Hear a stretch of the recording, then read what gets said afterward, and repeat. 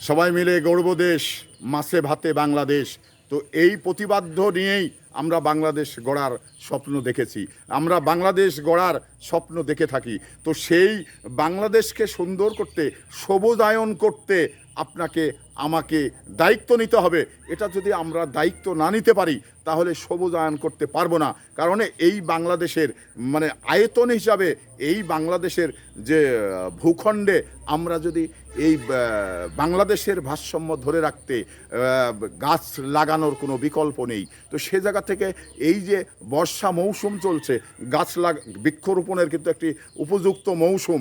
সেই মৌসুমে আমরা গাছ কয়টাকে লাগালাম এবং সরকারিভাবে যে নির্দেশনা রয়েছে, সরকার যে প্রকল্প হাতে নিয়েছেন 25 কোটি গাছ মানে রোপণ করা হবে। এটা সারা বাংলাদেশের বিভিন্ন জায়গায়। তো সে জায়গা থেকে আপনার সীমানায় আপনি লাগিয়েছেন কিনা, আমার সীমানায় আমি লাগিয়েছি কিনা, এটা একটি বিষয়। কারণ আপনার বাড়ি ঘিরে রাখার জন্যে যে গাছ রোপণ করা দরকার রয়েছে, এবং গাছ শুধু আপনার বাড়ি ঘিরে রাখার জন্যেই রোপণ করতে হবে এরকম না।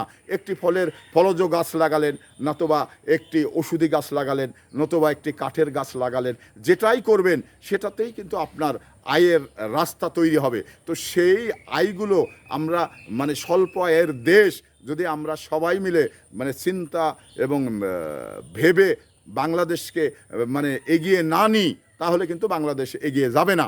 তো এটা কিন্তু আমাদের সবার দায়িত্ব রয়েছে এই বাংলাদেশটাকে এগিয়ে নেওয়ার।